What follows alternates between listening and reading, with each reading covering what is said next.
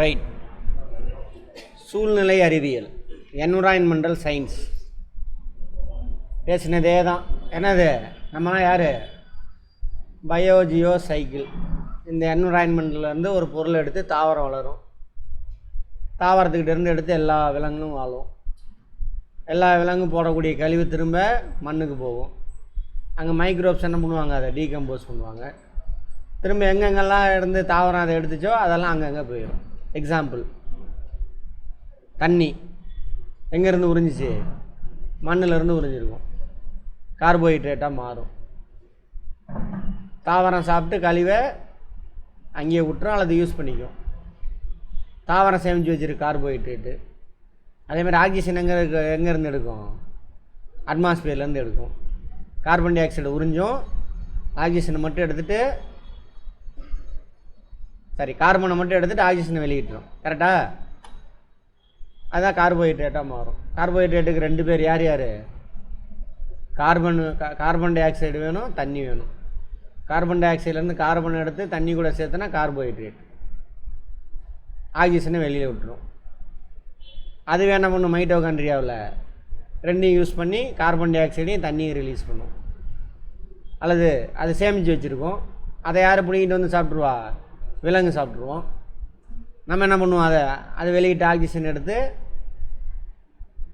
Carbon di oxide, அது கொடுத்த சாப்பாடு எடுத்துக்கிட்டு அது வெளியிட்ட கார்போஹைட்ரேட்டு ஆக்சிஜன் ரெண்டையும் சேர்த்து என்ன பண்ணுவோம்? கார்பன் டை ஆக்சைடு ரிலீஸ் பண்ணிடுவோம், தண்ணியை வந்துட்டு மண்ணில் விட்டுருவோம். இது மாதிரி சைக்கிள், பயோஜியோ சைக்கிளில் ஒரு சின்ன ஜந்துக்கள் தான் யார்? நம்மலாம், உயிரினங்கள்லாம். அதெல்லாம் என்னென்னு பார்ப்போம். இயற்கையானது தன்னைத்தானே புத்துணர்வுடன் புதுப்பிக்கும் ஆற்றல் வாய்ந்தது. அந்த இயற்கையை தன்னைத்தானே புதுப்பிச்சுக்கிறதுக்காக உருவாக்கின ஒரு ஜந்து தான் யார்? நம்மலாம். ஹெலன் கெல்லர் சொல்லியிருக்கார், இயற்கை கூறுகள் அனைத்தும் தொடர்ச்சியாக மாற்றமடைந்து கொண்டும் ஆக்சிஜன் கார்பன் டை ஆக்சைடாக மாறுது, கார்பன் டை ஆக்சைடு ஆக்சிஜனாக மாறுது, தண்ணி கார்போஹைட்ரேட்டாக மாறுது, திரும்ப தண்ணியாக மாறுது. அதெல்லாம் உருமாறி கொண்டிருக்கின்றன. இயற்கை நிலவுகள் பற்றி அறிவியும் மனிதன் தலையிட்டால் சூழ்நிலையில் ஏற்படும் பிரச்சனைகளும் விளைவுகளையும் அவற்றிற்கு தீர்வுகளையும் சூழ்நிலை அறிவியலானது தருகிறது. நம்ம என்ன பண்ணுறோம்? நிறையா கண்டுபிடிச்சோமா, அதோட விளைவு என்னாச்சு? இயற்கையை பாதிக்குது. அப்போ அந்த சூழ்நிலை அறிவியலை புரிஞ்சுக்கிட்டோம்னாக்கா நம்ம என்ன தப்பு பண்ணுறோம் அதெல்லாம் என்ன பண்ணலாம்? சரி பண்ணலாம். பல வகையான சூழ்நிலை சார்ந்த பிரச்சனைகளான மாசுபாடு, புவி வெப்பமயமாதல், ஓசோன் அடுக்கு சிதைவு, இதெல்லாம் சூழ்நிலை பிரச்சனை, மனிதனால் உருவாக்கப்படக்கூடியது. அமிலமலை, காடுகளை அழித்தல், நிலச்சரிவு, வறட்சி, பாலைவனமாதல், இதெல்லாம் உருவாகுது மனிதனுடைய செயல்பாடுகளால். அப்போ இந்த என்விரான்மெண்டல் சயின்ஸை புரிஞ்சுக்கிட்டோம்னா அதில் என்ன கிடைக்கும்? நமக்கு தீர்வு கிடைக்கும். இயற்கையான வளங்கள் யாவும் மீண்டும் மீண்டும் மறுசுழற்சி செய்யப்பட்டு எப்பொழுதும் இந்த உயிர்கோளத்தில் கிடைக்கின்றன. அதே வேளையில் இயற்கையின் செயல்பாடுகளை பாதிக்கும் நமது செயல்களை நம்ம தான் என்ன பண்ணுறோம்? அதை பாதிப்படைய வைக்கிறோம்.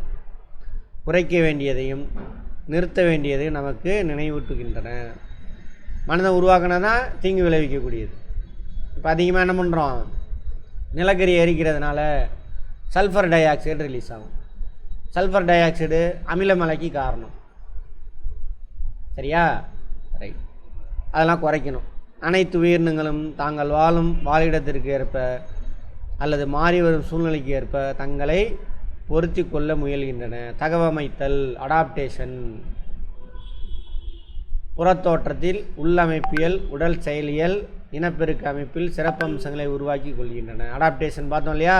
சூழ்நிலைக்கு தகுந்த மாதிரி தன்னை மாற்றிக்கிறது. புவி உயிர், புவி வேதி சுழற்சி, bio Jio chemical cycle. Bio Jio chemical cycle. தாவர விலங்குகளின் தகவமைப்புகள், மேலும் நீர் சுத்திகரித்தல் மற்றும் பாதுகாத்தல் ஆகியவற்றை பற்றி பார்த்தோம் அப்படின்றாங்க. உயிர், புவி வேதி சுழற்சி. இப்போ நான் சொன்னாலே ஒரு எக்ஸாம்பிள் ஃபஸ்ட்டு ஆரம்பிக்கும் பொழுது அதுதான். பயோ உயிர், ஜியோ, சரியா? உயிர், புவி வேதி சுழற்சி, கெமிக்கல் சைக்கிள், பயோஜியோ கெமிக்கல் சைக்கிள். உயிர்களில் காணப்படக்கூடிய பூமியின் ஒரு பகுதி உயிர்கோளம், பயோஸ்பியர். உயிர்கோளத்தில் காணப்படும் அனைத்து மூலங்களையும் 2 வகையாக பிரிக்கலாம். ஆமாம் தானே?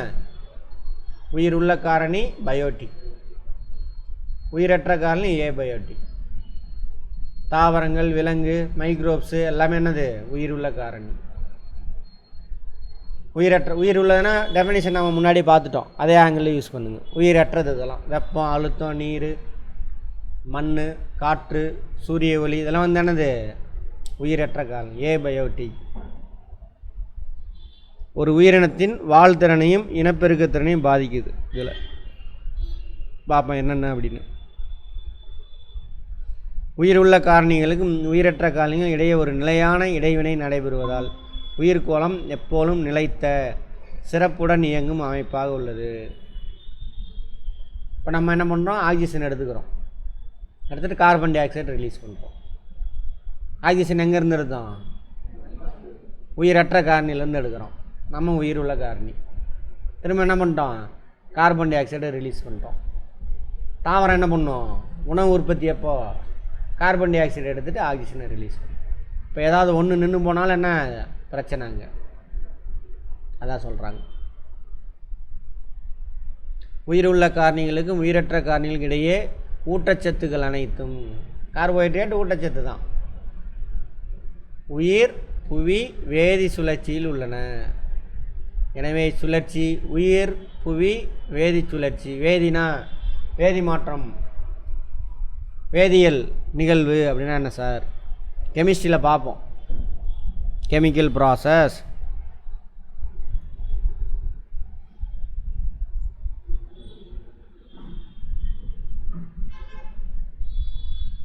வேதிவினை, வேதிவினை. வேதிவினைனா என்ன சார்? ஒரு பொருள் இன்னொரு பொருளாக மாறணும். இப்போது ஆக்சிஜன் சரியா கார்பன் டை ஆக்சைடாக மாறுது. கார்பன் எடுத்துக்கும், ஆக்சிஜனை கார்பன் எடுத்துக்கிட்டு கார்பன் டை ஆக்சைடாக மாறும். இப்படி ஒரு பொருள் வேறு ஒரு பொருளாக மாறுது. அதேமாதிரி கார்பன் டை ஆக்சைடு எடுத்துகிட்டு கார்பனை துரத்தி விட்டு கார்பன் தனியாக போயிடுது, ஆக்சிஜன் வேறையாக மாறிடுது. அப்போ இது இன்னொரு பொருளாக மாறும். இப்படி ஒரு பொருள் இன்னொரு பொருளாக மாறிச்சு அப்படின்னாக்கா அதுக்கு பேர் தானே அது வேதிவினை. சரியா? நம்ம உடம்புல கார்போஹைட்ரேட் உடையுதில்ல, அது என்ன வினை? வேதிவினை. கார்போஹைட்ரேட் உடந்து H2O மாலிகுல் தனியாக போயிடும், H2O மாலிகுல் தனியாக போயிடும். கார்போஹைட்ரேட் உடையிறது என்ன வினை? வேதிவினை. சரியா? சில உயிர் புவி வேதி சுழற்சிகள், நீர் சுழற்சி, நைட்ரஜன் சுழற்சி, கார்பன் சுழற்சி, இந்த 3 சுழற்சியில் தான் உயிரினங்களே இருக்குது. சரியா? நீர் சுழற்சி. பூமியின் மீது நீரின் தொடர்ச்சியான இயக்கத்தை குறிக்கிறது. இந்நிகழ்வு நீரானது ஒரு நீர்த்தேக்கத்தில் இருந்து மற்றொரு நீர்த்தேக்கத்திற்கு சென்றடைகிறது.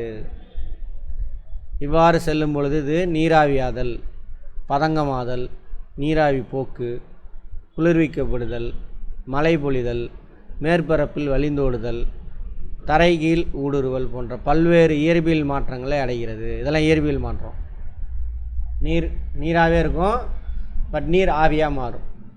நீர் ஆவியாக மாறினா என்ன அர்த்தம்? H2O மாலிகுல் தான், H2O மாலிகுலில் சேஞ்ச் இருக்காது. சரியா? பட் மாலிகுல் நடுவில் கேப்பு மட்டும் அதிகமாகும். நீராக இருக்கும்போது நெருக்கமாக இருக்கும், நீராவியாக மாறும்போது தள்ளி தள்ளி போகும். இயற்பியல் வினை இது வந்துட்டு. அடுத்தது மேலே போக குளிர்ச்சி அடையும், மேகமாக ஃபார்ம் ஆகுது. என்ன ஆகும்? நீராவி சுருங்குதல், கண்டென்சேஷன் இங்கிலீஷில். நீராவி ஆகிறது எவாப்ரேஷன். சரியா? மேலே மேகமாக ஃபார்ம் ஆகுது, நீராவி சுருங்குதல். தள்ளி தள்ளி இருக்கக்கூடிய மாலிகுல் நெருங்கி வரும், டென்சிட்டி அதிகமாகும், மேலே நிற்க முடியாது, கீழே விழுந்துடும். எதோட டென்சிட்டி அதிகமாகிறதுனால கீழே விழுகுது? யார் சொல்கிறீங்கன்னு பார்ப்போம். சயின்ஸ் முடித்தவங்க எங்கே? மெய்யலகணுங்க இருக்கீங்களா? எதோட H2O மாலிகுலோட டென்சிட்டி அதிகமாகிறதுனால கீழே விழுகுது. அது ஏன் கம்மினாவே இன்னொன்று கம்பேர் பண்ணி தான் சொல்லணும். வளிமண்டல அடர்த்தியோட பூமி மேலே இருக்குல்ல, அதில் வளிமண்டலம் அடர்த்தி இருக்கும். அதோட அடர்த்தி கம்மியாக இருந்தால் நீராவி மேலே போயிட்டுருக்கும். வளிமண்டலத்தோடு இது நீராவி சுருங்குதல் நடக்கும்பொழுது அடர்த்தி அதிகமாகிடும். அப்போ மேலே நிற்க முடியாது, கீழே விழுந்துடும். மிதத்தல் விதி, மேகமே மிதந்துக்கிட்டு தான் இருக்குது. மிதத்தல் விதி போய் தான் மிதந்துட்டு இருக்கு. சிம்பிள் கான்செப்ட் அதெல்லாம்.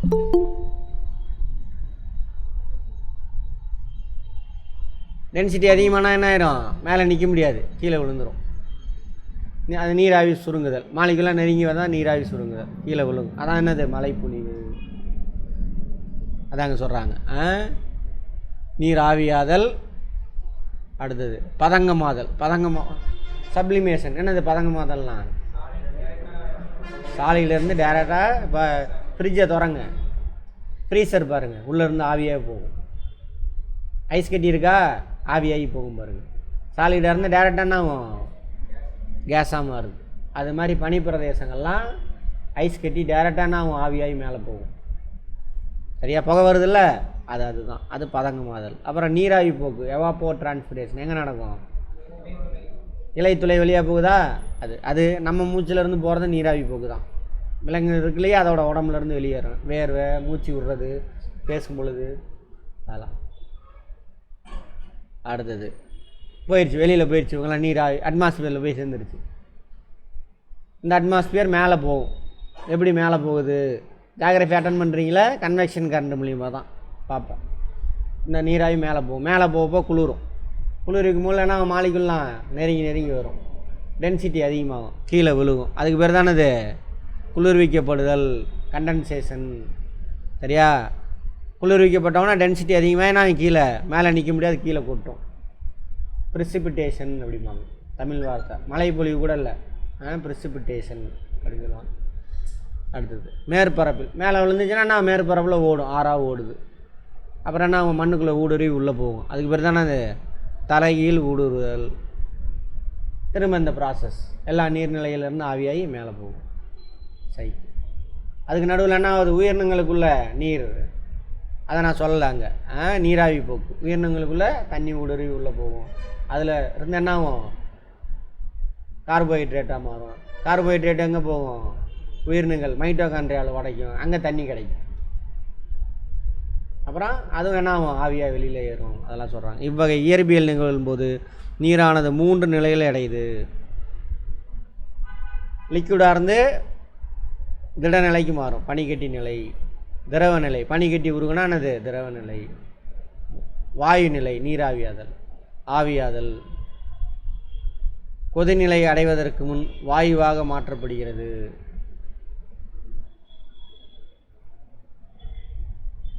கெமிஸ்ட்ரியில், ஃபிசிக்ஸில் பார்ப்போம். கொதிநிலையை நம்ம தப்பாக யூஸ் பண்ணியிருக்கோம். சரியா? கொதிநிலை அடைகிறதுக்கு முன்னாடி என்ன ஆகும்? நீரானது வாயுவாக மாற்றப்படுது, ஆவியாதல், எவாப்ரேஷன். கொதிநிலை என்ன? நீரோட கொதிநிலை பாயிலிங் பாயிண்ட் 100 அப்படின்னா என்ன அர்த்தமா? நீங்களே வெயிட் பண்ணுங்க, நீங்களே பேச. அப்படின்னா என்ன கொதிநிலைன்னா? என்ன?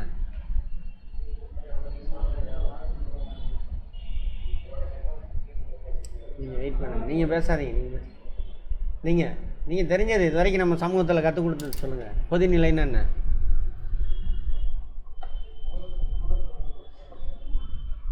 நம்ம சமூகம் என்ன சொல்லி கொடுத்துருக்கு அதை சொல்லுங்கள். நீர் ஆவியாகக்கூடிய டெம்பரேச்சர் அப்படி தானே சொல்லி கொடுத்துருக்காங்க. அப்போ 100 டிகிரி செல்சியஸ் ஆனால் தான் நீர் ஆவியாகுமா? இப்போ தண்ணியை ஊற்றி விட்றோம், ஏன்? துணியை அலசி காய போடுறோம். துணி காயுதா? என்ன அர்த்தம்? துணியில் உள்ள நீர் ஆவியாகி மாதிரி போகுது. அப்போ அங்கே துணி என்ன 100 டிகிரி செல்சியஸ் இருக்கா அட்மாஸ்பியரில்? இல்லை தானே? அப்போ அந்த வார்த்தையே தப்பு. பாப்பா தான் சொல்கிறாங்க. இங்கே நீரானது கொதிநிலை அடைவதற்கு முன் வாயுவாக மாற்றப்படுகிறது. எங்கெங்கெல்லாம் வாயுவாக மாற்றப்படுது? துணி காய வைக்கிறதுலேருந்து, நீர்நிலைகள்லேருந்து, எல்லாமே. புவியின் மேற்பரப்பு, பெருங்கடல்கள் மண்ணிலிருந்து ஆகும். மண்ணில் இருக்கக்கூடிய தண்ணி ஆவியாகும். கடல்கள், ஏரி, குளம், கொட்டை, ஆறுகள் ஆகிய நீர்நிலையில் உள்ள நீர் ஆவியாக மாறுகிறது. இங்கிலீஷில் எவாப்ரேஷன். 100 டிகிரி செல்சியஸ்க்கு முன்னாடி அவ்வளோலாம் இருக்காது டெம்பரேச்சர், ஆவியாக மாறும். பதங்கமாதல், சப்ளிமேஷன். திடநிலையிலேருந்து டேரெக்டானவா மாறும், கேஸாக மாறும். திரவ நிலை அடையாமல் நேரடியாக வாயு நிலைக்கு மாறும். வட மற்றும் தென் துருவங்களில் காணப்படும் பனிமலைகளில் பனிப்பாறைகள் திரவ நிலைக்கு மாறாமல் நேரடியாக நீராவியாக மாறுகிறது. ஐஸ் கட்டி வீட்டில் ஃப்ரீசர்லேயும் அதான் நடக்கும். இமயமலை எங்கெங்கெல்லாம் பனி பிரதேசம் இருக்கோ அங்கே எல்லாமே அது நடக்கும். நீராவி போக்கு, எவாப்போ டிரான்ஸ்பிரேஷன். இலைத்துளை பட்டைகளில் நிகழும். தண்ணியை உறிஞ்சுது, மினரல்ஸ்லாம் கரைஞ்சி வரும். மினரல்ஸு ஒரு 10% தண்ணியை மட்டும் உறிஞ்சிக்கும். மிச்ச தண்ணியெல்லாம் அவங்க ஆவியாகி வெளியில் போகும். அதோட கான்செப்ட்லாம் நிறைய பேசியாச்சு. குளிர்வித்தல், கடல் மட்டத்துலேருந்து மேலே போகப்போ டெம்பரேச்சர் குறையும். அதனால தான் சேலம் ஏற்காடு சேலத்துக்குள்ளேயே தான் இருக்குது. சேலம் ஹாட்டாக இருக்குது. ஏற்காடுக்கு போனீங்கன்னா எப்படி இருக்குது, ஜில்லு ஜில்லுன்னு இருக்குது. இதுலேருந்து என்ன தெரியுது, கடல் மட்டத்துலேருந்து மேலே போகப்போ குளிர்ச்சி அடையும். ஓகேவா, ஜாகிரஃபியில் பார்ப்போம், இன்னும் டீட்டெயில்டாக பார்ப்போம். அப்போ தள்ளி நீராவியானது தள்ளி இருக்கும். குளிர்விக்கப்படும் பொழுது தானே ஆகும், சுருங்கும்.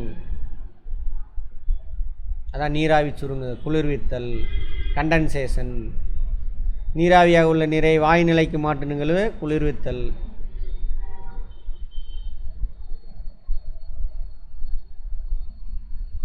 இது நீராவி போக்கிற்கு எதிரான நிகழ்வு. உயரமான இடங்களில் வெப்பமானது குறைவாக காணப்படுவதால் அங்குள்ள நீராவியானது குளிர்விக்கப்பட்டு நீர் திவலைகளாக மாற்றப்படுது. வாட்டர் டிராப்லெட்ஸ், அது ஐஸ் கட்டி கிறிஸ்டல்ஸ். நமக்கு தெரிஞ்ச நீர் திவலை நம்ம ஊர்லேயே நடக்கும். எங்கே, ஃப்ரிட்ஜிலேருந்து வாட்டர் பாட்டில் எடுத்து ஃப்ரீசரில் போட்டிருக்கீங்க, அதை எடுத்து இங்கே வச்சுருங்க.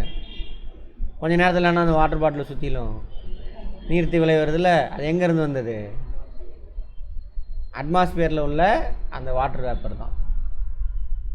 சரியா, நீர்த்தி விலை உள்ளேருந்து வராது. அதேமாதிரி காரில் போயிட்டுருக்கீங்க,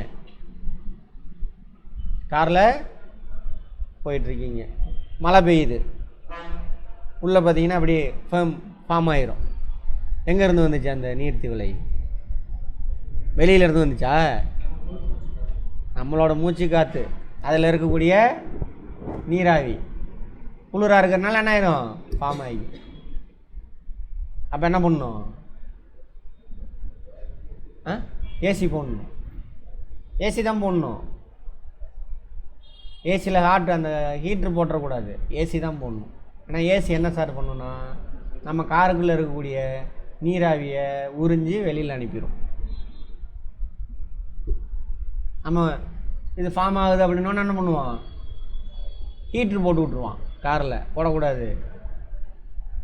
சரியா, சரி. இந்த நீர்த்தி விலைகள் அருகருகே வரும் பொழுது மேகங்கள் பனிமூட்டங்கள் உருவாகின்றன. அப்போ மேகம் பனிமூட்டம்னா என்னது, நீர்த்தி விலை. கற்பனை பண்ணுங்கள். அடுத்தது மழைப்பொழிவு. அளவுக்கு அதிகமாக டென்சிட்டி அதிகமாகிடுச்சு, ஏன்னா அது மேலே நிற்காது, கீழே விழுகும். உயரமான இடங்களில் பனியை கட்டியாகும், துருவ பகுதியில் பனி கட்டியாக விழுகும். அப்புறம் அது இறங்கி வரும் கிளேசியர். கீழே வர டெம்பரேச்சர் அதிகமாகும், உருகும், ஆறா மாதிரி ஒடியாரும். நீர்நிலைகள் பள்ளம் இருந்துச்சுன்னா அங்கே நின்றுக்கும், ரொம்பச்சு அப்படின்னா ஓடும். ஆறு அருவி எல்லாம் போய் திரும்ப எங்கே போகுது, கடலில் போய் சார். போகிற வழியெல்லாம் நீராவி ஆகிட்டே இருக்கும், மண்ணில் ஊறும். மண்ணில் உள்ள நீராவி என்ன ஆகும், நீரும் ஆவியாகி போயிட்டே இருக்கும். இப்படி பல வழிகளில் நீர் ஆவியாகி மேலே போய் குளிர்வித்து சைக்கிள். இதுக்கு நடுவில் என்ன பண்ணணும், நம்ம விலங்குகள் தாவரங்கள் அவங்க தண்ணி உறிஞ்சுவாங்க, அவங்களும் வெளிப்படுத்துவாங்க. சரியா, ரைட். ரொம்பலாம் யோசிக்க வேணாம். தரை மேல் வழிந்தோடும் நீர். ஆறுகள், ஏரி, குளம், குட்டை இதிலெல்லாம் சேரும். ஆறு போய் கடலில் கலக்கிற இடம் தானது கலிமுகம், ரிவர் மவுத், கடலில் போய் சேரும். ஊடுருவல், மண்ணுக்குள்ளே ஊடுருவி என்ன ஆகும், பெர்கோலேஷன் அப்படிம்பாங்க. தண்ணி ஊடுருவி உள்ளே போகும்,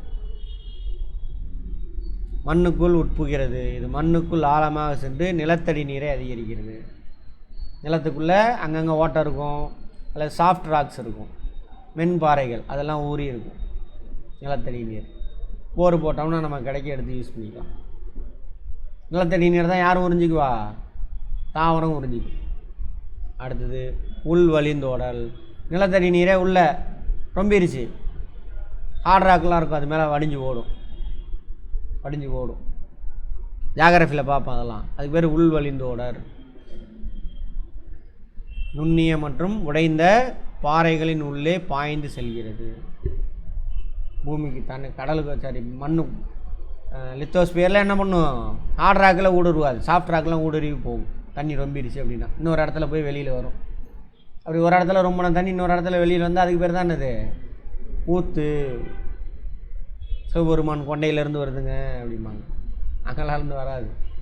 முதல்ல அவரே எங்கே இருக்கிறான்னு தெரில, தேடிக்கிட்டு இருக்கிறோம், கிடைக்க மாட்டேங்கிறார். ஊடுருவல் மற்றும் உள் வழிந்தோடர் ஆகிய இரண்டும் ஒன்றோடொன்று தொடர்புடையவர்களாக இருந்தாலும் அவை நீரானது பூமிக்குள் செல்லும் இரு வேறு முறைகள். ஊடுருவல் உள்ளுக்குள்ளே ஊடுருவி போகிறது, வெர்டிக்கலாக என்ட்ராகுது. வழிந்தோடர் ஹரிசாண்டலாக ஓடுறது. அதான் சொல்கிறாங்க. எல்லாம் ஸ்டேட்மெண்ட்டில் கேட்கலாம். நீர் சுழற்சியில் மனிதனின் தாக்கம். ஆறெல்லாம் என்னாச்சு? சேலத்தில் ஓடுதில்ல, திருமணி ஊத்தாறு, நல்ல தண்ணி ஓடிக்கிட்டு இருந்துச்சு. இப்போ எப்படி இருக்குது? சாக்கடை ஓடிக்கிட்டு இருக்கு. கூவம் நதி இருக்குல்ல, உலகத்துலேயே நம்ம மெயினாக தமிழ்நாட்டில் சொல்லுவோம், கூவம் வந்துட்டு சாக்கடைக்கு பேர் போனது. ஆக்சுவலி நல்ல தண்ணி ஓடிக்கிட்டு இருந்தது. அப்படி யார் பண்ணது அந்த வேலையெல்லாம்? நம்ம தான். நகர்மயமாதல். ஒரு இடத்துல கூட்டமாக வசிக்கிறோமா, எல்லா கழிவும் அதில் ஆற்றுல சேர்த்திக்கிறோம். நெகிழிகளால் உருவாக்கப்பட்ட தேவையற்ற கழிவுப் பொருட்களை நிலத்தின் மீதும் நீர்நிலை மீது வீசி எறிதல். போய் பாருங்கள், இந்த டிச்சு வெளியில் எட்டி பாருங்கள், எவ்வளோ பிளாஸ்டிக் பை கிடக்குதுன்னு பாருங்கள். நீர்நிலைகளை மாசுபடுத்துதல், காடுகளை அழித்தல் ஆகியன நீர் சுழற்சியை பெரிதும் பாதிப்பு கொண்டு வருகிறது. காடுகளை அழிக்கிறனால நீர் சுழற்சி எப்படி சார் பாதிக்குது? காடுகளை அழிக்கிறனால தண்ணி அழகாக ஓட ஆரம்பிச்சிடும். நிலத்தடி நீர் வந்து என்னவாது? ரீப்ளனிஷ் ஆகாது, ரீஸ்டோர் ஆகாது. போர் போட்டு நிலத்தடி நீரை எடுத்து பயன்படுத்துகிறோம், தீர்ந்து போயிடும். எப்போ அது ரீஃபில் ஆகும்? அடுத்து மழை பெய்கிறப்ப. தண்ணி கொஞ்சம் நேரமாக இந்த இடத்துல நின்னா தானே ஊடுருவி கீழே போவோம். ஓடிடுச்சுன்னா அப்போ தண்ணி நிற்க வைக்கிறவர் யார் அந்த இடத்துல? கொஞ்சம் நேரத்துக்கு மரங்கள், அதோட வேர்கள். நைட்ரஜன், அதான் நீர் சுழற்சி. அடுத்து நைட்ரஜன் சுழற்சி. நைட்ரஜன் எங்கே இருக்குது? வளிமண்டலத்தில் 78% இருக்குது. வளிமண்டலம்னா என்ன? பூமியோட கடல் மட்டத்திலிருந்து ஒரு 30,000 கிலோமீட்டர் வரைக்கும் இருக்குது. அதில் முதன்மையான வாயு எது? நைட்ரஜன். ரெண்டாவது அதிகமான வாயு ஆக்சிஜன். எல்லாமே கேள்வி பார்த்துக்கோங்க. இந்த நைட்ரஜன் மண்ணுக்குள்ளேயும் தண்ணுக்குள்ளேயுமே கரைஞ்சிருக்கும். சரியா? இந்த மண்ணில் இருக்கக்கூடிய நைட்ரஜனை பார்த்துருப்போம். ஒரு சில பூஞ்சைகள், சரி பாசிகள், பூஞ்சையில் பாசி, பாக்டீரியாக்கள் என்னவா மாற்றுவாங்க? நைட்ரேட்டாக மாற்றி மண்ணில் வைப்பாங்க, அல்லது ஒரு சில செடியினுடைய வேரில் சேமித்து வைப்பாங்க. நைட்ரஜன் அப்படியே தாவரம் உறிஞ்ச முடியாது. நைட்ரஜன் எதுக்கு தேவை? புரோட்டீன் சிந்தசிஸ்க்கு ஃபஸ்ட் நாளே பார்த்துருப்போம். நைட்ரஜன் தேவை. நைட்ரஜன் அப்படியே அட்மாஸ்பியர்லேருந்து அது உறிஞ்ச முடியாது. நைட்ரேட்டாக மாற்றி மண்ணில் நிலைநிறுத்துவாங்க அந்த நுண்ணுயிர்கள். அந்த நுண்ணுயிர்கள் மண்ணிலையும் இருக்கலாம், அல்லது ஒரு தாவரத்தோட லெகுமினஸ் தாவரம் அவங்களுடைய வேரில் இருக்கலாம். கடலக்காயெல்லாம் அங்கங்கே முண்டாக இருக்கா, அதில் இருப்பாங்க. அங்கே நைட்ரேட்டாக மாற்றி கொடுப்பாங்க, அதை ஒரு உறிஞ்சிக்குவார். யார்? அது தண்ணியில் கரைஞ்சி மேலே போனால் அதை புரோட்டீனாக சிந்தசிஸ் பண்ணிக்குவார். யார்? அந்த தாவரம். அந்த புரோட்டீன் தான் அந்த தாவரத்தோட செல் வளர்ச்சிக்கு துணை புரியும். அமினோ ஆசிட்ஸாக அந்த மாதிரி வச்சுருக்கோம்.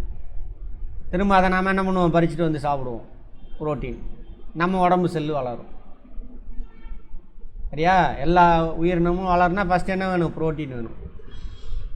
புரோட்டீனுக்கான மூலப்பொருள் எது? நைட்ரஜன். சரியா? நைட்ரஜன் இன்னொரு மாலிகுலாக மாறும்போது அமினோ ஆசிட்ஸாக மாறும்.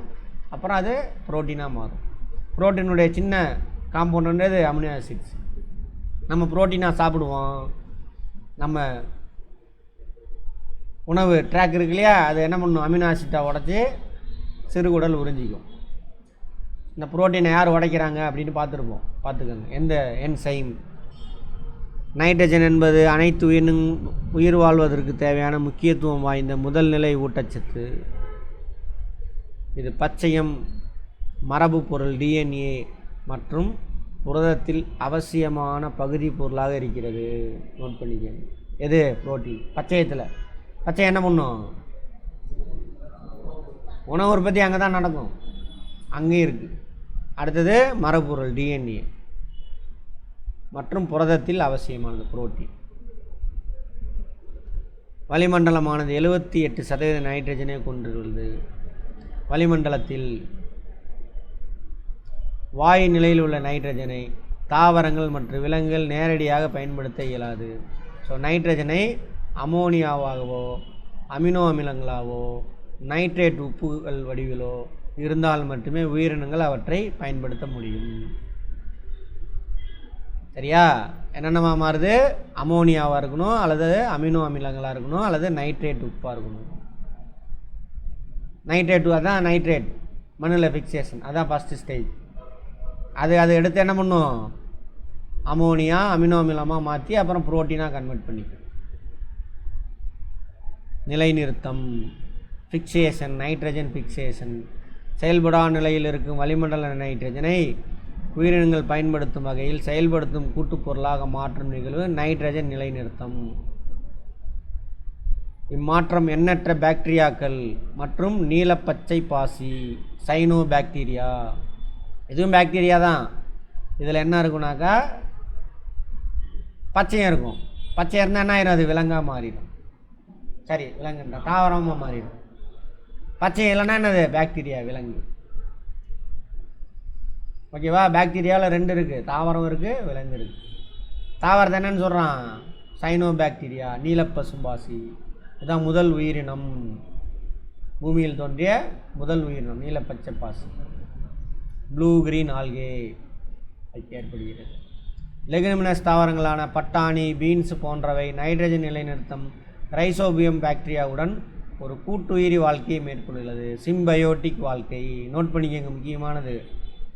பருப்பு உற்பத்தி செய்யக்கூடிய, பருப்பு கடலையெல்லாம் உற்பத்தி செய்யக்கூடிய செடிகளுடைய வேர்களில் என்ன இருக்கும்? ரைசோபியம் பாக்டீரியா இருக்கும். இது மண்ணிலேயே இருக்கும். இவங்கெல்லாம் நீலப்பச்சை பாசி, சைனோ பாக்டீரியா, ஒரு சில பாக்டீரியா. கூட்டுயிர், பருப்பு உற்பத்தி செய்யக்கூடிய தாவரங்களுடைய வேர்களில் கூட்டுயிர் வாழ்க்கை, சிம்பயோட்டிக். இவர் நைட்ரஜன்லாம் ஃபிக்சேஷன் பண்ணி நைட்ரேட்டு கொடுப்பார். யார்? இந்த ரைசோபியம் பாக்டீரியா. அதுக்கு பிரதிபலனா என்ன பண்ணும்? அந்த செடி கார்போஹைட்ரேட்டு கொடுக்கும். அதுக்கு கார்போஹைட்ரேட் மற்ற உணவுப் பொருள்லாம் இருக்குல்ல, அது கொடுக்கும். அதான் அடுத்தது. இந்த வகை பாக்டீரியாங்களை ரைசோபியங்கள் லெகும் தாவரங்களின் வேறு முண்டுகளில் தோன்றி நைட்ரஜனை நிலைநிறுத்துகின்றன. எது? Rhizobium bacteria. அடுத்து உட்கிரகித்தல், தன்மயமாதல். லெப்ஸ்கோவா? லெப்ஸ்கோனா தெரியலையே, எங்கே படிச்சிங்க? லெப்ஸ்கோ இங்கே எதுவும் தெரில, இங்கே எதுவும் சம்மந்தம் இல்லை. இங்கே லெகுமினஸ் அப்படின்னு தான் சொல்லுவாங்க. லெகுமினஸ் தாவரம், அந்த தாவரத்துக்கு பேர். எந்த தாவரத்தோட வேறு முண்டில் இந்த ரைசோபியம் பாக்டீரியாக்கள் கூட்டுயிர் வாழ்க்கை வாழுதோ அந்த தாவரத்துக்கு பேர் என்னது? Leguminous plants. அது ட்ரையான இடத்துல தான் இருக்கணும், ஈரப்பதம் இருக்கணும், தண்ணியின் தூரில் நிற்கக்கூடாது. அந்த தாவரங்கள் எதை உற்பத்தி பண்ணும்? பருப்பை உற்பத்தி பண்ணும். பருப்பில் என்ன அதிகமாக இருக்கும்? Protein rich. உட்கிரகித்தல், தன்மயமாதல். இப்போ சாப்பிட்டுட்டு என்ன பண்ணுறது?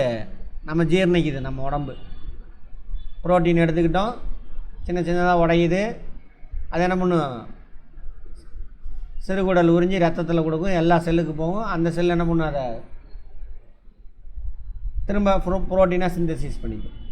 சிறுகுடல் என்னவா உறிஞ்சி அதை அமினோ ஆசிட்ஸ் அந்த மாதிரி உறிஞ்சிக்கும்.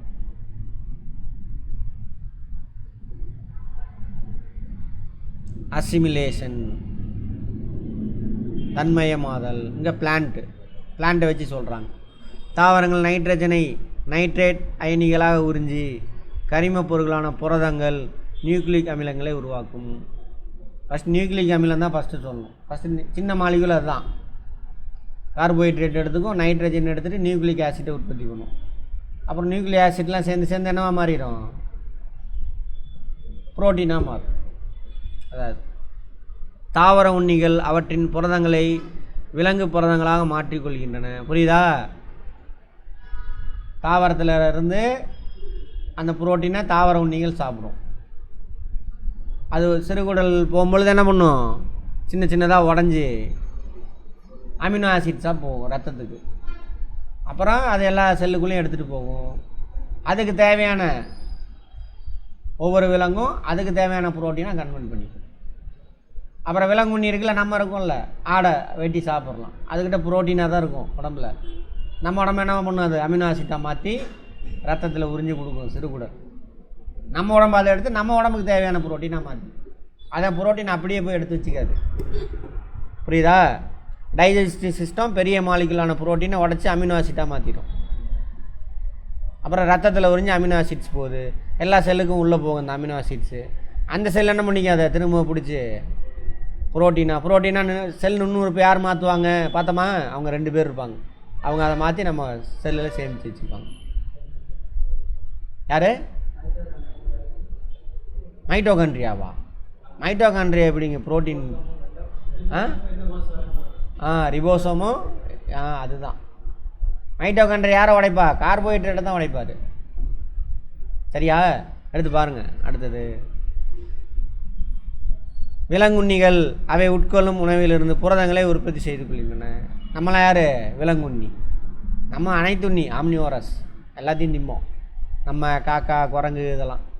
அமோனியாவாதல் நைட்ரஜன் கழிவுப் பொருளை கெட்டழிக்கும் பாக்டீரியாக்கள் மற்றும் பூஞ்சைகள் அமோனிய சேர்மங்களான சிதைவுறச் செய்யும் நிகழ்வு அமோனியாவாதல் என அழைக்கப்படுகிறது. இப்போ நம்ம உடம்புல செல்லெல்லாம் செத்து போச்சு.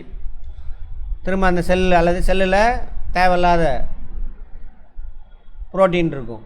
அதெல்லாம் அமோனியாவாக மாற்றி அல்லது யூரியாவாக மாற்றி அனுப்பிடுவாங்க. யூரியாவை மாற்றிடுவாங்க. அந்த யூரின் வெளியேறும். திரும்ப அந்த யூரியாவை எடுத்து மண்ணில் பாக்டீரியா மைக்ரோப்ஸ்லாம் இருக்குல்ல, அவங்க சிதைவடை வச்சு அமோனியாவை மாற்றி விடுவாங்க மண்ணில். திரும்ப அமோனியா சிதைவடைஞ்சு நைட்ரேட்டாக மாறும். திரும்ப நைட்ரேட் சிதைவடைஞ்சு வளிமண்டலத்தில் நைட்ரஜனாக போயிடும். எங்கேருந்து வந்துச்சு அங்கேயே போயிடுச்சு.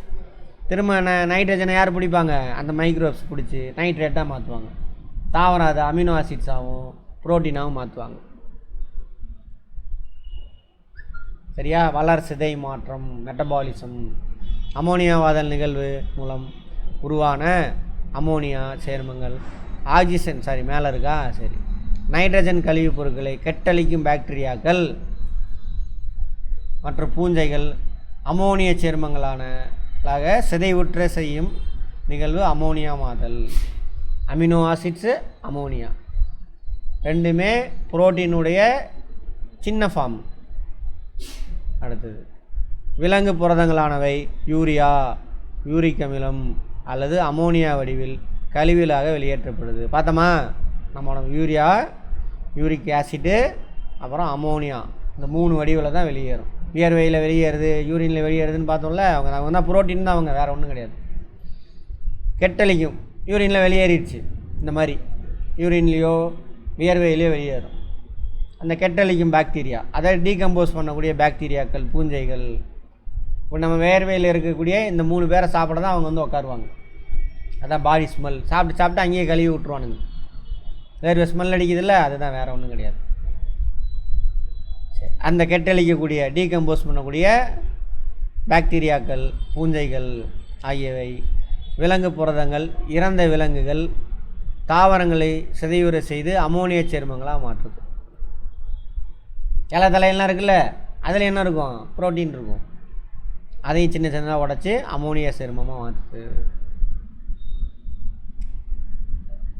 நைட்ரேட் ஆதல், இந்த அமோனியா வந்துருச்சு, திரும்ப அமோனியா என்ன பண்ணணும், இன்னும் ஒரு சில மைக்ரோப்ஸ் அதை எடுத்து நைட்ரேட்டாக அதை சின்ன சின்ன மாலிகுலாக உடச்சிடுவாங்க. எங்கேருந்து வந்துச்சு அங்கேயே அதே மாதிரி மாறிடும் நைட்ரேட் ஆகுது. திரும்ப நைட்ரேட்டை தாவரம் அங்கேருந்து டேரெக்டாகவே எடுத்துக்கும். நைட்ரேட்டு தானே உறிஞ்சிக்கும் அது, அல்லது அந்த நைட்ரேட்டை ஒரு சில பாக்டீரியா என்ன பண்ணும் பிடிச்சி நைட்ரஜனாக மாற்றி வளிமண்டலத்துக்கு அனுப்பிவிடும். அதுதான் அமோனியாவாதல் நிகழ்வின் மூலம் உருவான அமோனியா சேர்மங்கள் ஆக்சிஜனேற்ற செயல்முறை மூலம் கரையக்கூடிய நைட்ரேட் உப்புகளாக மாற்றப்படுகிறது. இந்த செயல்முறை நைட்ரேட் ஆதல் எனப்படும். சின்ன மாலிகுலாக உடையுது.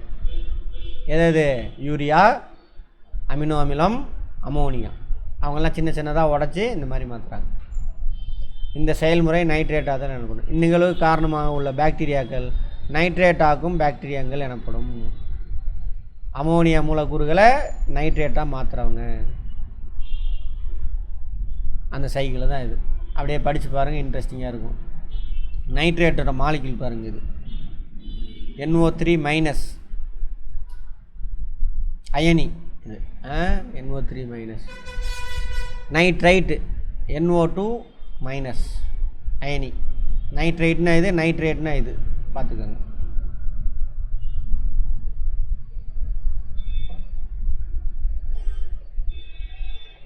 நைட்ரேட்டை தான் தாவரம் உறிஞ்சிக்கும், நைட்ரேட்டை உறிஞ்சாது. அமோனியா இருக்குல்ல, அமோனியா உடஞ்சி நைட்ரைட்டாக மாறும். திரும்ப நைட்ரேட் என்னவாக மாறும், நைட்ரேட்டாக மாறும், அல்லது நைட்ரஜனாக மாறும். அதுக்கு மைக்ரோப்ஸ் தான் காரணம். நைட்ரேட் ஆகும். ஓகேவா? இது நைட்ரைட்டு, இது நைட்ரேட். நைட்ரேட்டை தான் தாவரம் உறிஞ்சிக்கும். சிதைப்பவைகள் யார்? இந்த தாவரம் விலங்குகளுடைய கழிவு இருக்குல்ல, சிதைக்கிறவங்க பாக்டீரியாக்கள், பூஞ்சைகள், 2 பேரும் முக்கியமான ஒன்று. மண்ணில் விழுகுதில் செத்து போயிட்ட உடம்பு கொண்டு போய் போட்டுறீங்க, என்ன ஆகும்? இந்த பாக்டீரியா பூஞ்சை தான் சிதைச்சி அதில் உள்ள புரோட்டீன்லாம் என்ன பண்ணுவாங்க, அந்த மாதிரி அமோனியா, அமினோ ஆசிட்ஸு, இந்த மாதிரி சின்ன சின்ன யூரியாவை உடச்சி மண்ணில் போடுவாங்க. திரும்ப அந்த அமோனியா இருக்கு இல்லையா, அமோனியா, அமினோ ஆசிட்ஸு, யூரியா, அதெல்லாம் நைட்ரேட்டாக மாற்றுவாங்க. இன்னொரு பாக்டீரியா நைட்ரேட் ஆகும் பாக்டீரியா. திரும்ப என்ன பண்ணுவாங்க, அதை நைட்ரேட்டாக மாற்றலாம். ஒரு ஆக்சிஜனை சேர்த்து நைட்ரேட்டாக மாற்றலாம். அந்த சைக்கிளாக தான் சொல்கிறாங்க. நைட்ரஜன் சுழற்சியில் பங்கேற்கும் நுண்ணுயிர்கள். நைட்ரஜனை நிலை நிறுத்துகிறவங்க மண்ணில் இருக்கிறது அசோட்டோபாக்டர் பாக்டீரியா. ரைசோபியம் எங்கே இருக்கும், வேர் முடிச்சுகள் இருக்குது. Rhizobium bacteria. நீலப்பச்சை பாசி மண்ணில் தான் இருக்கும், நாஸ்டாக் அப்படிம்பாங்க. இந்த 3 பேர் தான். இதில் ரைசோபியம் மட்டும்தான் வேர் முடிச்சில் இருக்கும். அசோட்டோபாக்டர் பாக்டீரியாவும் நீலப்பச்சை பாசி ப்ளூ கிரீன் ஆல்கே இருக்கு இல்லையா, அவரும் என்னவா இருக்கார், மண்ணிலே இருப்பாங்க. அமோனியாவாதல் அழுக வைக்கும் பாக்டீரியாக்கள், பூஞ்சைகள். புரோட்டீனை சின்ன சின்ன மாலிகுலாக உடைக்கணும். செத்து போன உயிரினம் இருக்கு இல்லையா, செத்துக்கான உயிரினங்கள், இலை, தலை, விலங்குகள், அதை உடச்சி மாற்றுறவங்க பாக்டீரியாவும் பூஞ்சைகள் தான். அடுத்து நைட்ரேட் ஆதல். நைட்ரேட் ஆகும் பாக்டீரியா. இந்த அமோனியாவை என்ன பண்ணும், நைட்ரேட்டாக மாற்றுறவங்க, நைட்ரைட்டாக மாற்றுறவங்க யார்? நைட்ரசோமோனாஸ், நைட்ரோபாக்டர். நைட்ரோன்னு வந்துருச்சு, இவங்க தான் நைட்ரேட் அதில் ஈடுபடுறாங்க. அங்கே எதுலேயும் நைட்ரோன்னு வராது. அமோனியாவை என்ன பண்ணுறது, சின்ன மாலிகுலாக உடைக்கிறது யார்? நைட்ரசோமோனாஸ், நைட்ரோபாக்டர். அப்படி ஞாபகம் வச்சுக்கோங்க. நைட்ரஜன் வெளியேற்றம். இந்த நைட்ரைட் இருக்கு இல்லையா, அதை உடச்சி சின்ன என்ன பண்ணுவோம், மேலே அனுப்பணும். நைட்ரேட் வெளியேற்றும் பாக்டீரியா சூடோமோனாஸ். நைட்ரஜனை அனுப்பி விட்ருவாங்க. நைட்ரஜன் வெளியேற்றம். நைட்ரேட் வெளியேற்றம். நைட்ரேட் ஆதல் செயல்முறையில் உருவாக்கப்பட்ட நைட்ரேட் அயனிகள் மண்ணிலிருந்து ஒடுக்கமடைந்து வாயு நிலைக்கு மாறி வளிமண்டலத்தை அடையும் முறை நைட்ரேட் வெளியேற்றம். நைட்ரைட் என்ன மாறுது, நைட்ரேட்டா. ஒடுக்கமடைதல் அப்படின்னா ஆக்சிஜனை விட்டு கொடுத்துட்டு நைட்ரஜன் மட்டும் மேலே போவாங்க. நைட்ரிஃபிகேஷன் இங்கிலீஷில் அதுக்கு பேர். சூடோமோனாஸ் தான் இந்த வேலையை செய்கிறாங்க. நைட்ரஜன் சுழற்சியில் மனிதனின் தாக்கம். புதை வடிவ எரிபொருள்களை இயற்கை வாயு, பெட்ரோல், டீசல், நிலக்கரிலாம் இருக்குல்ல, எரிப்பதன் மூலம் புதை வடிவ எரிபொருள் ஃபாசில் ஃபியூயல், பல டைம் சொல்லியிருப்பேன் அர்த்தம். நைட்ரஜனை அடிப்படையாக கொண்ட உரங்களை பயன்படுத்துவதன் மூலமும் மற்றும் பல செயல்களாலும் சூழ்நிலையில் உயிரிய நைட்ரஜன் இருப்பு அதிகரிக்கிறது.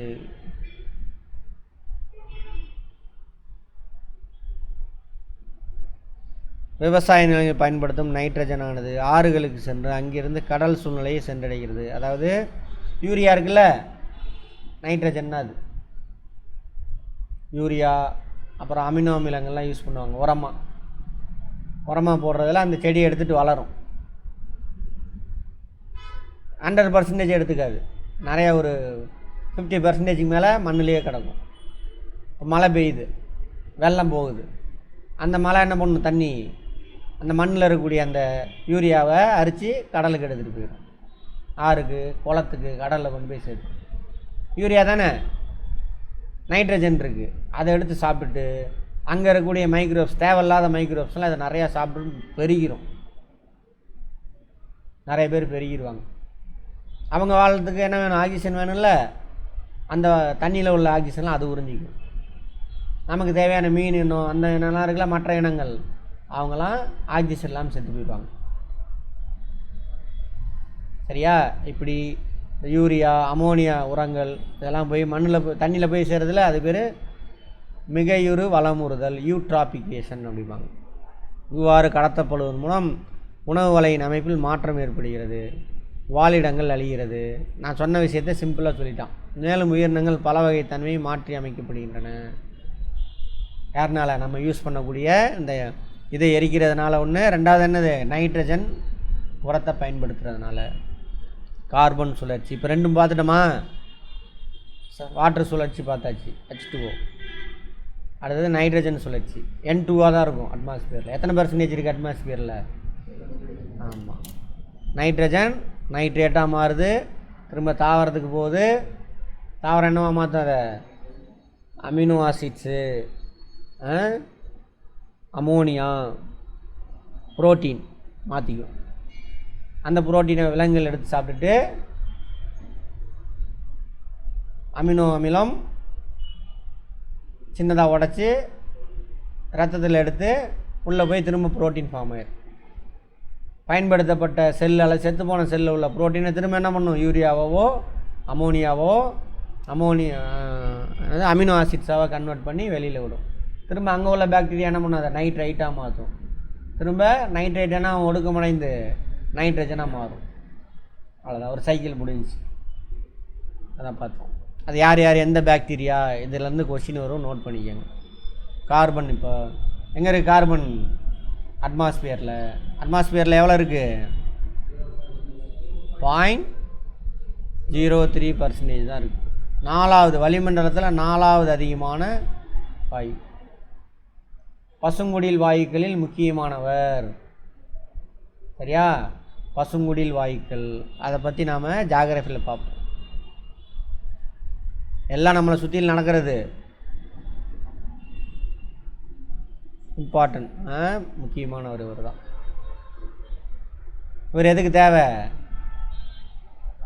கார்போஹைட்ரேட் ப்ரொடக்ஷன் ஆகணுன்னாக்கா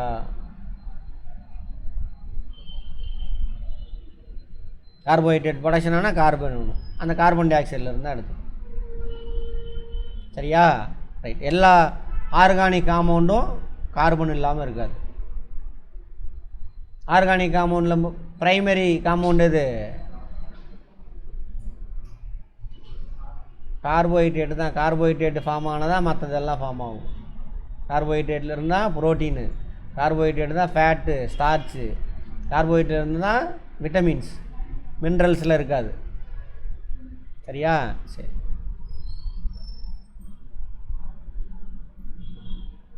கார்பன் சுழற்சி பல்வேறு பருவங்களில் பூமியின் மீது கிடைக்கிறது. கரி கார்பன், வைரமும் கார்பன் தான், தெரியுமா? கிராஃபைட் கார்பன் தான். கிராஃபைட்னா இது பென்சில் இருக்குல்ல, அது கிராஃபைட். இதில் மின்சாரம் பாயும், எலக்ட்ரான்ஸ் ஃப்ளோ ஆகும் கிராஃபைட்டில் மட்டும். இதிலலாம் ஃப்ளோ ஆகாது, இதில் மட்டும் ஃப்ளோ ஆகும். அதை பற்றி கெமிஸ்ட்ரியில் பார்ப்போம். கதையாக புரிஞ்சுக்கங்க. பென்சிலோட அந்த இது இருக்குல்ல கருப்பு பாட்டு, அதான் கிராஃபைட். அதுவும் கார்பனோட சேர்மங்கள் தான். அது ஈஸியாக கரையும். வைரமும் கார்பன் தான், வேறு எதாலும் ஆகல, அது ஃபுல்லாக கார்பன் மட்டும்தான் இருக்குது. ஆனால் அது ஈஸியாக கரையாது, ஏன்னா அதோட ஸ்ட்ரக்சர் அப்படி. இதோட ஸ்ட்ரக்சர் லேயராக இருக்கும், அதோட ஸ்ட்ரக்சர் எப்படி இருக்கும், பாலிகான் அந்த மாதிரி. கிறிஸ்டல் என்ன சரி, அதெல்லாம் கெமிஸ்ட்ரியில் பார்ப்பாங்க, வேணாம். கார்பன் மோனாக்சைடு, என்னது கார்பன் மோனாக்சைடுனா CO, இது danger. Carbon di oxide CO2, carbonate உப்பு போன்ற கார்பனின் கூட்டு பொருட்களாகும். அதெல்லாம் கார்பன் உப்பு. அனைத்து உயிர்களும் புரதங்கள், நியூக்ளிக் அமிலங்கள் கார்பன் கலந்த மூலக்கூறுகளால் உருவாக்கப்பட்டிருக்கின்றன. எல்லா கரிம வேதிப்பொருளும் என்னது கார்பன் இல்லாமல் இருக்காது. பார்த்தோம்ல, protein, carbohydrate, fat, starch, vitamins எல்லாம் அதாலானது. வளிமண்டலத்தில் உள்ள கார்பன் டை ஆக்சைடு ஒளிச்சேர்க்கை மூலம் தாவரங்களுக்கு சென்று மாவு பொருளாக மாறுது. ஆமாவா? ஸ்டார்ச் ஆமாம் தானே. மாவில் என்ன இருக்குது? ஸ்டார்ச்சில் என்ன இருக்குது? கார்போஹைட்ரேட் தான். நிறையா கார்போஹைட்ரேட் சேர்ந்துச்சு ஃபார்ம் ஆச்சுன்னா ஸ்டார்ச்சாக மாறிட்டு மாவு பொருள். இப்பொருளானது மாவு பொருள் என்ன கிடைக்கும் நமக்கு? என்ன கிடைக்கும் மாவு பொருளில்? புரதமா? சத்தமே வரலையே.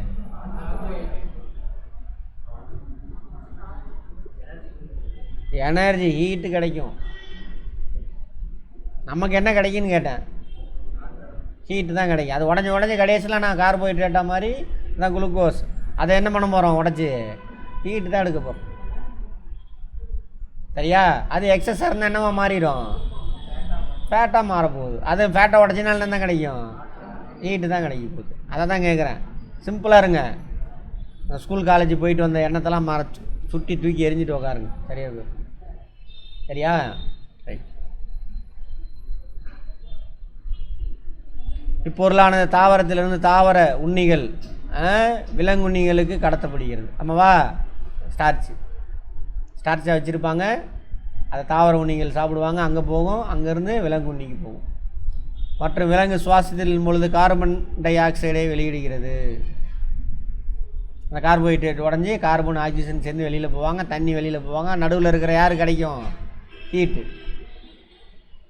அந்த ஹீட்டை வச்சு தான் எல்லாம் ஃபங்க்ஷன் ஆகுது. இவ்வாறாக கார்பன் வளிமண்டலத்தை சென்றடைகிறது.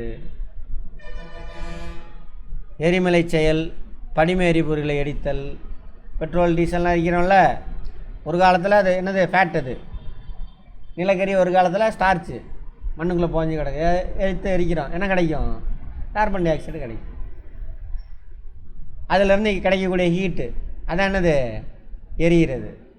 அந்த ஹீட்டை வச்சு வண்டி ஓட்டுறோம், மின்சாரம் தயாரிக்கிறோம், எல்லாம் பண்ணுறோம். அதுதான் கரிம பொருட்களை சிதைத்தல். இறந்து போன கரிம பொருள், இலை, தலை, மாங்காய், அதெல்லாம் என்ன பண்ணுது? பாக்டீரியாவங்களாம் சிதைக்கிறாங்களா, அப்போ என்ன தான் ரிலீஸ் ஆகும்? கார்பன் டை ஆக்சைடு தான் ரிலீஸ் ஆகும். கார்பன் டை ஆக்சைடு மீண்டும் வளிமண்டலத்தை அடைகிறது. கார்பன் சுழற்சியில் மனிதனின் தாக்கம்.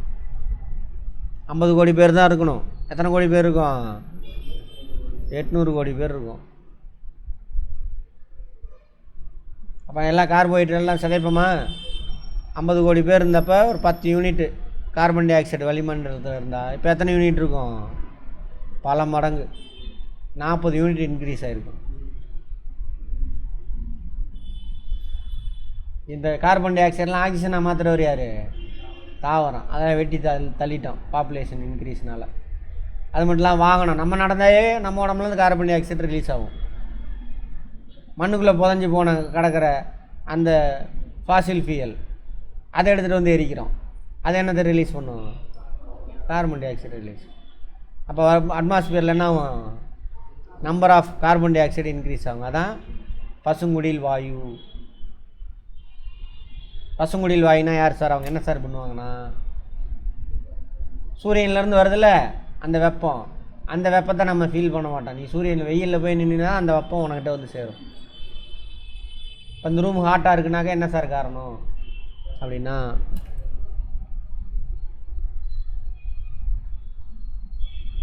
சூரிய ஒளியா,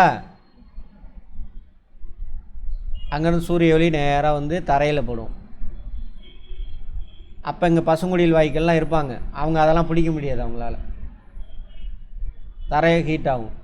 தரை ஹீட் ஆகணுன்னா வெப்பத்தை தானாக என்ன பண்ணும், ஹீட்டான பொருள் வெப்பத்தை வெளியில் அனுப்பும். சூரியன்லேருந்து வரக்கூடிய அந்த சூரிய ஒளி high frequency UV rays. So அதை பிடிக்க முடியாது பசுங்குடியில் வாயுக்கள்னால. தரையில் வந்து படுத்து தரை ஹீட் ஆகுது, தரை என்ன பண்ணுது, வெப்பத்தை வெளியில் அனுப்புது. அந்த வெப்பத்தை யார் பிடிச்சிக்குவா, க்ரீன் ஹவுஸ் கேஸஸ் பசுங்குடியில் வாயுக்கள் பிடிச்சிக்குவாங்க. ஏன் என்ன பேர் என்னன்னு ஜாகிரஃபியில் பார்ப்போம். அப்போ 10 முக்கியமான க்ரீன் ஹவுஸ் கேஸ் எதுன்னு பார்த்தோம், கார்பன் டை ஆக்சைடு. 50 கோடி பேர் இருந்தப்போ 10 யூனிட் இருந்திருக்கும். இப்போ எத்தனை கோடி பேர் இருக்கும், 800 கோடி பேர் இருக்கும். அப்போ நம்பர் ஆஃப் க்ரீன் ஹவுஸ் கேஸோட நம்பர்ஸ் என்ன ஆகும், அதிகமாகும். இதோட எத்தனை மடங்கு அதிகம், 16 மடங்கு அதிகமாகிடுச்சு க்ரீன் ஹவுஸ் கேஸோட நம்பர்ஸ். அவங்க தான் பிடிச்சி வச்சுக்குவாங்க. அவங்க பிடிச்சி வச்சுக்கிற ஹீட்டை தான் நம்ம ஃபீல் பண்ணுறோம். அப்போ அந்த க்ரீன் ஹவுஸ் கேஸினுடைய நம்பர்ஸ் அதிகமானா வளிமண்டலத்தில் வெப்பம் அதிகமாகும். அதுக்கு பேர் தான் புவி வெப்பமயமாதல், குளோபல் வார்மிங். பூமியோட மேலே வளிமண்டலம் க்ரீன் ஹவுஸ் கேஸினுடைய நம்பர்ஸ் அதிகமாகிறதுனால அதில் டெம்பரேச்சர் அதிகமாகும். அதிகமானால் நிறையா பிரச்சனை, கிளைமேட் சேஞ்ச், மழை பெய்ய வேண்டிய இடத்துல பெய்யாது, பாலைவனத்தில் திடீர்னு மழை கூட்டும், அன்சீசனில் பெய்யும். எப்போ இந்த டிசம்பரில் மழை பெய்யுது அப்படின்னா திடீர்னுனாவும் ஜூன் மாதம் மழை பெய்யும். சீசன் சேஞ்சு, கிளைமேட் சேஞ்சு, சரியா? அப்புறம் பனி பிரதேசம்லாம் இருக்குல்ல, ஐஸ் கட்டி, அதெல்லாம் உருக ஆரம்பிக்கும். கடல் மட்டம் உயரும். கடல் மட்டம் உயர்ந்தால் என்ன, நிலப்பரப்புலாம் சுருங்கும். கடல் மட்டம் உயரும்பொழுது கடலில் சூரிய ஒளி ரொம்ப தூரத்துக்கு போகாது. அப்போ அடியில் இருக்கக்கூடிய தாவரங்கள்லாம் என்ன ஆகும், செத்து போயிடும். கடல் வாழ் உயிரினம்லாம் அழியும். கடல்லேருந்து கிடைக்கக்கூடிய உணவுலாம் நமக்கு கிடைக்காது. இவ்வளோ பிரச்சனை இருக்குது. எதில், மனுஷன், அதாவது அட்மாஸ்பியரில் கார்பன் டை ஆக்சைடோட அளவு அதிகமானாக்கா, காடுகள் அழிப்பதாலும் படிமேறு பொருளை எரிப்பதாலும் அதிகப்படியான கார்பன் வளிமண்டலத்தை சென்றடைகிறது. கரெக்டா? வளிமண்டலத்தில் கார்பன் டை ஆக்சைடு வடிவில் உள்ளது. கார்பன் டை ஆக்சைடு வடிவில் உள்ளது. இது பசுமை உள்ள வாயுக்களில் ஒன்று, முக்கியமானது. யார் பசுமை உள்ள வாயுக்கள்னா, வெப்பத்தை அவன் தான் பிடிச்சி வச்சு நமக்கு அந்த வளிமண்டலத்தை கதகதப்பு கொடுக்குறவன். அதில் முக்கியமான ஆள் carbon dioxide, methane, CFC, H2O molecule, அதெல்லாம் பசுமை உள்ள வாயுக்கள். சார் நீருமா சார்? ஆமாம், நீர் வெப்பத்தை பிடிச்சி வச்சுக்கும். சார் நீர் வந்தால் குளிர்ச்சி ஆகுது சார். தரை ஹீட் ஆகி தண்ணி ஊற்றுறோம்ல, தரை கூலாகும். தரையில் உள்ள தண்ணி ஹீட்டை யார் எடுத்துகிட்டு போயிடுவா, நீ ஊற்றுற தண்ணி எடுத்துகிட்டு போயிடும். இப்போ வெப்பத்தை பிடிச்சி வைக்கிறவர் யார், H2O மாலிகுல். அதனால தான் வளிமண்டலத்தில் ஹியூமிடிட்டி அதிகமாக இருந்தாக்கா ஹீட் அதிகமாக இருக்கும். அதனால பாருங்கள், நேற்று மழை பெஞ்சிருந்து இன்றைக்கி நல்லா வெயில் அடிச்சுன்னா பயங்கர ஹாட்டாக இருக்கும். சொல்லுவாங்க, நான் மழை பெஞ்சிச்சா நாளைக்கு போச்சு, வெயில் போட்டால் கலப்பு போகுது அப்படிம்பாங்க. நேற்று மழை பெஞ்சு இன்றைக்கி ஜில்லு ஜில்லுன்னே இருந்துச்சு அப்படின்னா இன்றைக்கி வெயில் அடிக்கலைன்னு அர்த்தம். க்ளவுடு இருக்கும், சூரிய ஒளி உள்ளே வராது.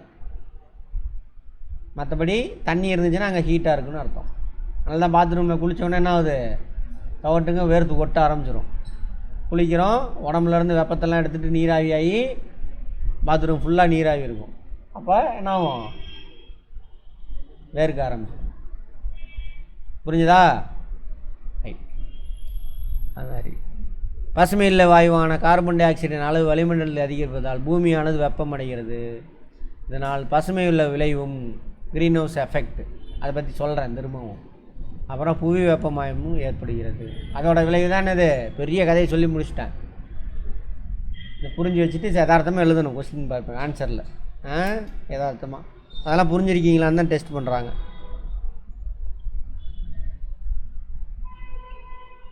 தாவரங்களின் தகவமைப்பு, அடாப்டேஷன்.